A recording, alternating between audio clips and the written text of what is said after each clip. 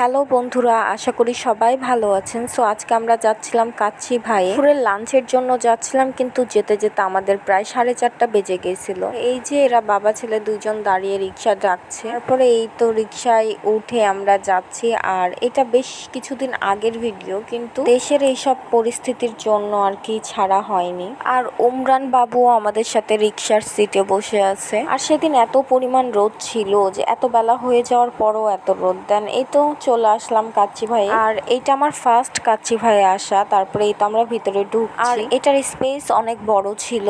আর আমার বাচ্চাটা এত পরিমাণ দুষ্টু, কি বলবো, সারাক্ষণ দুষ্টামি করতেই থাকে। আর ওই এখানে 2-5 মিনিট স্থির হয়ে বসেছিল, তারপর তো শুরু করে দিয়েছে জ্বালা। দেন আমরা অর্ডার দিলাম। অর্ডার দেওয়ার পর একটু কাচ্চি ভাইটা ঘুরে ঘুরে দেখছিলাম। উমরান তো আয়নাটা দেখে ওর সামনে দাঁড়িয়ে তাকিয়ে আছে। আসলে ছোট বাচ্চারা মনে হয় আয়না বেশি পছন্দ করে।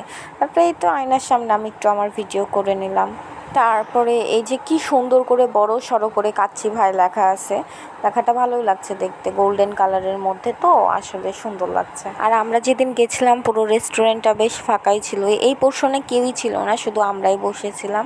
আর এই যে এত রোদ আসছে, তো আমাদের খাবার চলে আসছে। আর আমরা অর্ডার দিয়েছিলাম 2টো সিঙ্গেল কাচ্চি, একটা রোস্ট, জালি কাবাব, বোরহানি আর বাদাম শরবত। খাবারগুলো দেখতেই কত লোভনীয় লাগছে। তারপরে খাবার খাওয়া শুরু করলাম। এই যে মাংস, আলু সবকিছুই পারফেক্ট সিদ্ধ ছিল। এই যে কি সুন্দর করে মাংস সহজেই ছেঁড়া যাচ্ছে, সবকিছুই ভালো ছিল, কিন্তু এই কাচ্চিটা একটু বেশি শুকনা শুকনা আমার কাছে মনে হয়েছে। তারপরে এই যে আলু তো আমার অনেক পছন্দের, আর এইটা অনেক সুন্দর সিদ্ধ হয়েছিল।